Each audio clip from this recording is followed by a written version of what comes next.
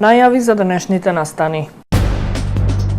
Започна доделувањето на ваучери за туризам од по 18.000 денари за работници со ниски примања. На општините на располагање им стојат 250 милиони евра од државниот буџет за капитални проекти. 12-та охридска визита на Виз Билјана, чувари на Староградскиот мелос. Иницијатива за формирање мрежа за еколошка едукација со фокус на учениците од основните училишта. 14 годишен ученик во средно училиште во Џорџија уби 4, а рани 9 лица. За најавените содржини ќе ви информираме во дневникот кој започнува повременската прогноза. Останете со нас. Трпе Инвест ви донесува метео на ТВМ.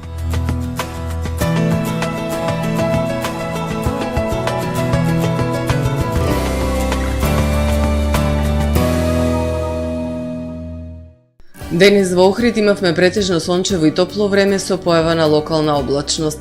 Максималната дневна температура изнесуваше 28 степени Целзиусови.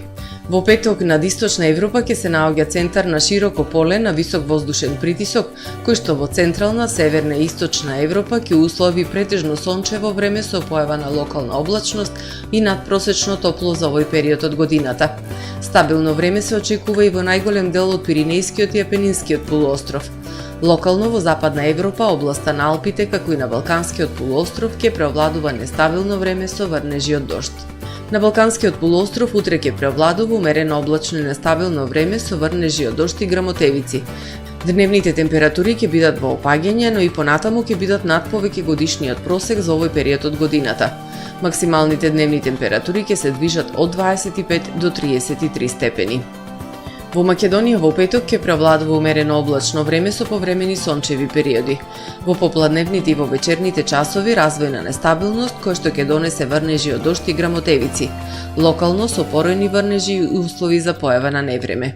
Утринските температури од 11 до 21 степен, додека пак максималните дневни температури во Македонија утре ќе достигнат од 24 до 34 степени. Во Охрид во петок ќе превладува умерено облачно време со сончеви периоди. Во попладневните и во вечерните часови нестабилно време со врнежи од дожд и грамотевици. Утринската температура од 16 степени, додека пак дневната ќе достигне до 28 степени. И во сабота во Охрид во текот на денот претежно сончево и топло време со појава на локална облачност. Во попладневните и во вечерните часови нестабилно време со врнежи од дожд и грамотевици. Минималната температура од 16 степени, додека пак дневната ќе достигне до 26 степени. Во недела претежно сончево и топло време со појава на локална облачност и максимални 26 степени. Во понеделник ќе преовладува умерено облачно и нестабилно време со врнежи од дожд и грамотевици, локално со поројни врнежи и услови за појава на невреме. Минималната температура од 15 степени, додека пак дневната ќе достигне до 24 степени.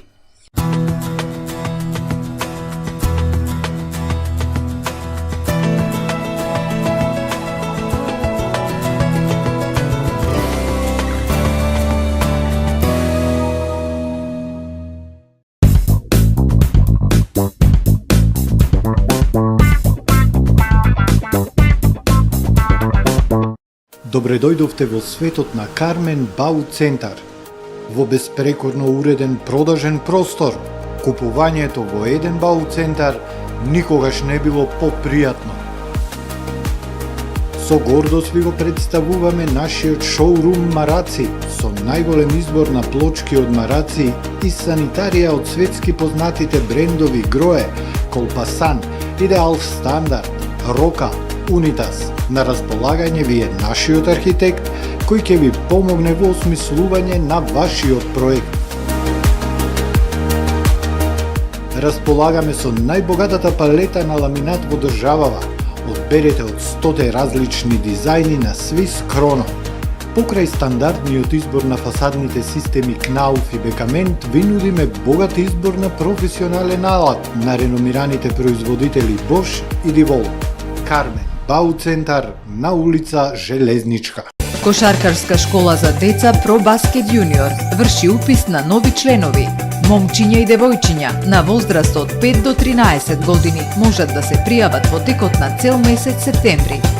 Со ProBasket Junior заедно за правилен раст и развој на децата. Тамаро е 25 години охридски водички лидер и препознатлив бренд. Обуките од менаџерскиот тим се доказ за максимална посветеност кон вработените. Тамаро Холдингот се грижи за организацијата и на време пренесените информации кои отсликуваат тимската работа. Секој успех на вработениот е успех и на компанијата.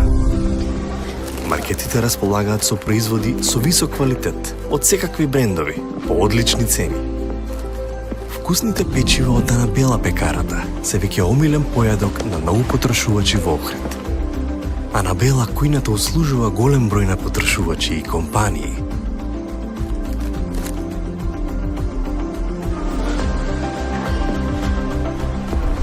Рибарата е секогаш снабдена со најразлични видови на риба и морски плодови. А месарниците располагаат со свежо месо и местни производи во секое време. Уживајте во својот охридски домаќин. Тамаро, повеќе од маркет.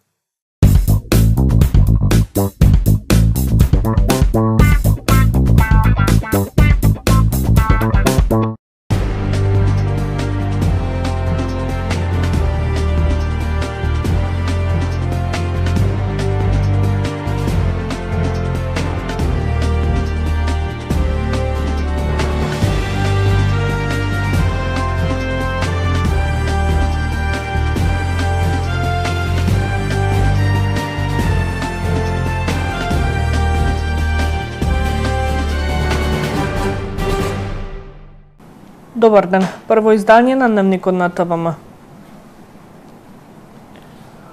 Од денеска започнува доделувањето на ваучери потврди за туризам во висина од 18.000 денари за работници со ниски приходи. Министерството за економија и труд ја објави листата на лица кои аплицирале и се добитници на ваучери, согласно јавниот повик објавен на почетокот на годината.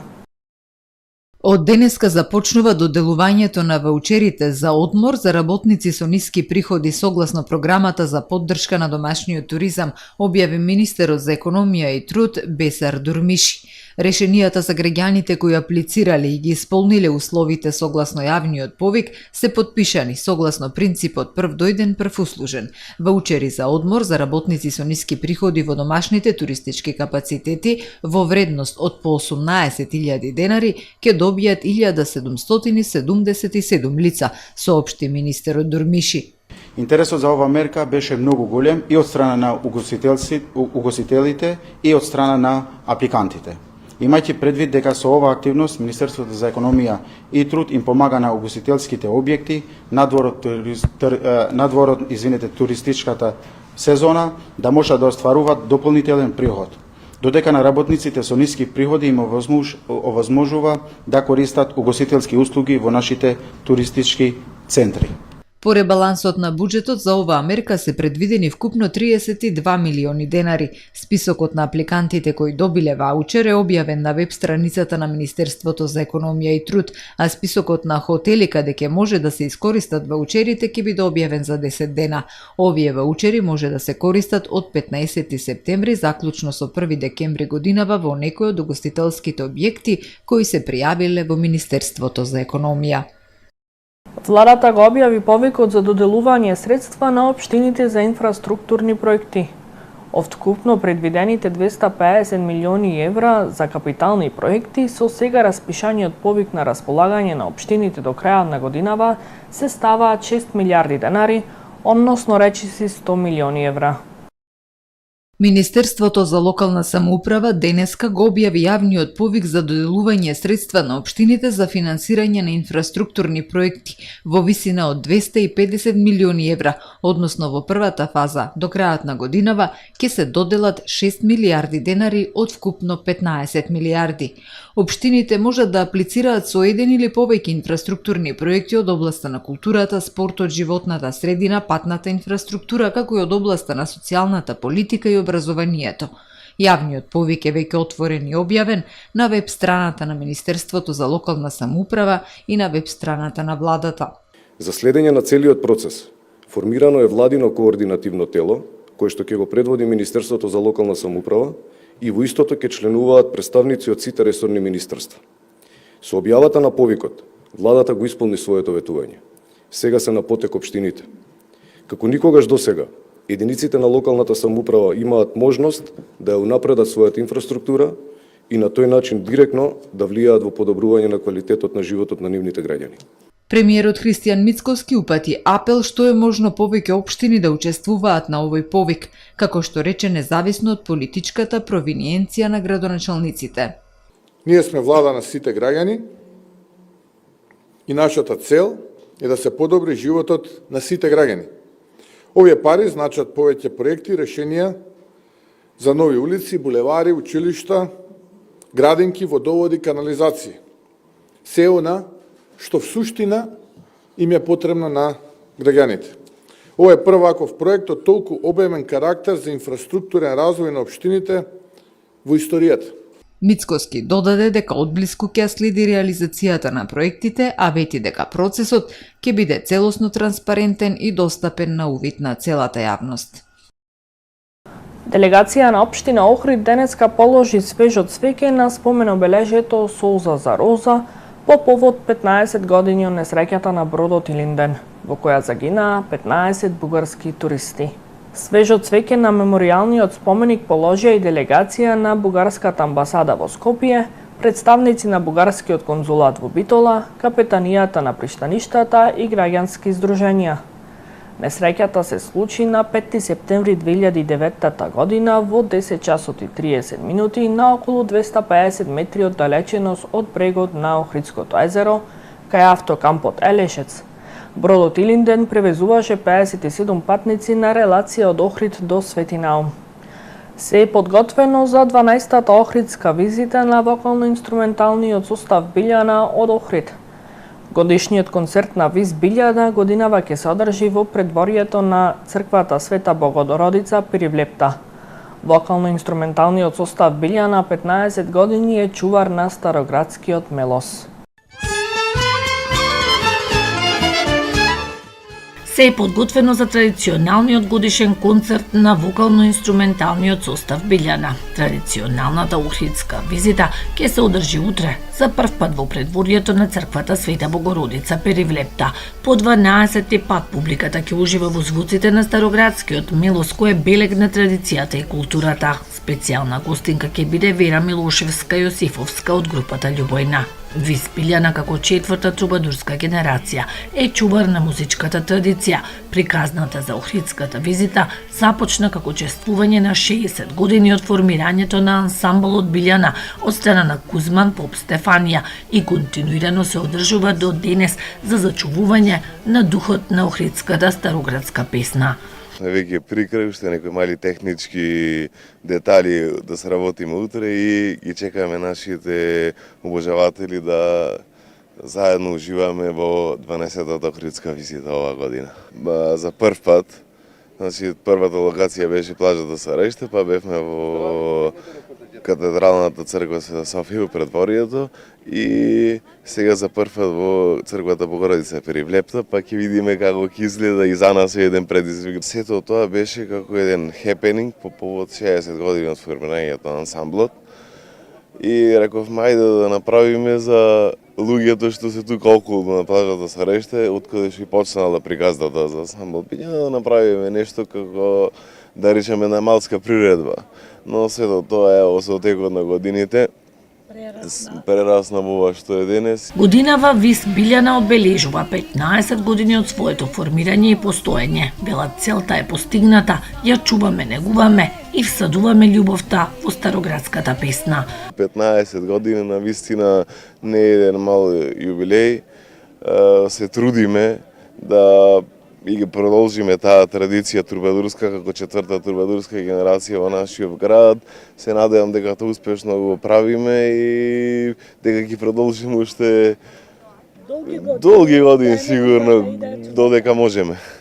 Денеска ние имаме 8 члена кои што се стални за да речем така во концертна екипа, со тоа што секогаш значи доаѓа уште еден член, дали на канон, дали на прим, дали уште некој инструмент за да го збогатиме звукот и да доловиме таа музика како што била некогаш. Радува тоа што веќе и помладата генерација ја препознава и сака оваа музика, а се повеќе млади се дел од концертите на староградска музика, а има интерес и кај талентираните да ја отсвират и отпеат.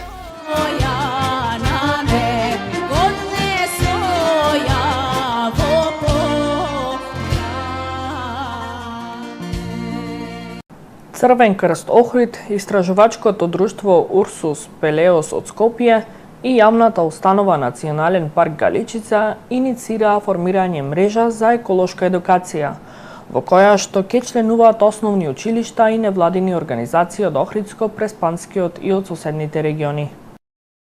Едукацијата, формална и неформална, а особено едукацијата на младите генерации е клучна компонента на грижата за природните богатства и на заложбите за одржлив развој. Црвен крст Охрид, истражувачкото друштво Урсус Пелеос Скопје и јавната установа Национален парк Галичица иницираа формирање мрежа за еколошка едукација во која што ќе членуваат основни училишта и невладени организации од Охридско, Преспанскиот и од соседните региони. Основната цел на формирањето на оваа мрежа е унапредување на еколошката едукација со акцент на едукацијата за зачувување на природните вредности во Националниот парк Галичица, како и едукацијата за влијанието на климатските промени врз паркот и пошироко врз регионот.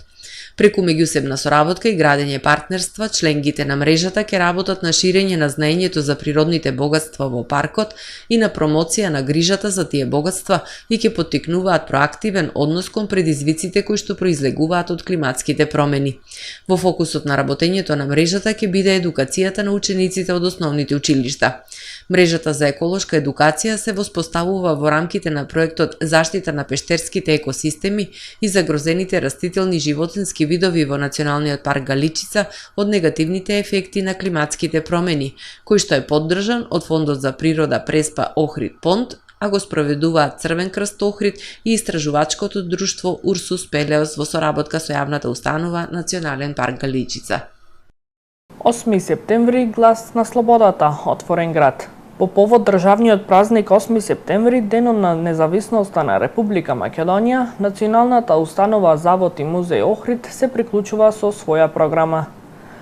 Имено во недела, 8 септември, музејските објекти Куќата на Робевци, Галеријата на икони и Заливот на коските ќе бидат отворени без надоместок за сите граѓани. Истевремено на 8 септември во 18 часот во Куќата на Робевци ќе биде отворена самостојна изложба од авторот Боро Митрески Минта со наслов 33 Христос живот, спас на човештвото, во која се изработени 33 сребрени микроекспонати за годините на Христос. Изложбата ќе биде отворена до 14 септември 2024 година. 80 години од формирањето на 6-та македонска народно-ослободителна бригада, формирана на 6 септември 1944 година во Караорман, Дебрца. По тој повод, а и по повод 32 години од формирањето на 6-та пешадитска бригада, формирана 1992 година во поранешната Охридска касарна генерал Михајло Апостоловски, на 6 септември ќе биде организирана свечена прослава. А на 8 септември со припадниците на бригадата ќе се оди по борбениот пат на бригадата од местото на формирање во село Годивје преку село Цер до Крушево, првиот слободен град во Македонија. Информираат од Сдруженијето на ветерани и резервисти од одбраната и безбедноста на Република Македонија, огранок Охрид. Во продолжение да ги погледнеме и вестите од светот. 14 годишен ученик уби 4, а рани 9 лица во средно училиште во Џорџија. Убиени се двајца ученици и двајца професори. За 9 мината ранети пак се очекува да закрепнат, посочиле локалните власти. Директорот на Бирото за истраги во Џорџија изјавил дека двајца училишни полицајци се соочиле со напаѓачот неколку минути откако било пријавено пукањето. Осомничениот ученик од истото средно училиште, идентификуван како Колт Греј, веднаш се предал и бил уапсен. 14-годишникот ќе одговара за убиство и ќе му се суди како полнолетен. Напаѓачот минатата година полицијата го испрашувала за закани на интернет, но во тоа време немало причини за апсење и преземање дополнителни мерки, изјавиле од FBI, пишува BBC. Колт Греј лани во мај и негирал на полицијата дека стои зад објавите на интернет кои содржеле слики од пиштоли, предупредувајќи за пукање во училиште. Шерифот изјавил дека засега не е идентификуван никаков мотив за убиството. Украинскиот председател Володомир Зеленски беше критикуван во украинскиот парламент бидејќи ја започна најголемата реконструкција на владата откако Русија ги започна своите напади. Опозицијата го обвинува Зеленски дека се повеќе ги пополнува владините позиции со голем број блиски сојузници и лојалисти во обид да ја консолидира власта околу својата канцеларија. Овие обвинувања доаѓаат откако неколку клучни министри во владата на Киев поднесоа оставка. Од друга страна, официјални лица блиски до Зеленски и аналитичари со порака до опозицијата да не ги критикува и драматизира долго планираните потези за зајакнување на исцрпената воена влада. Стилот на Зеленски е да ја реконструира владата од време на време со цел да ја направи поенергична и поефикасна, рекол политички аналитичар од Центарот за политички истражувања. Во светската јавност се наметна дилемата дали министерската чистка дополнително ќе влијае врз тешката воено-политичка состојба на земјата или пак ова ќе му донесе нов ветер во грб на украинскиот председател Володомир Зеленски. Потресни детаљи од обдукцијата на загинатите во бродоломот на јахтата што потона кај Сицилија на 19 август.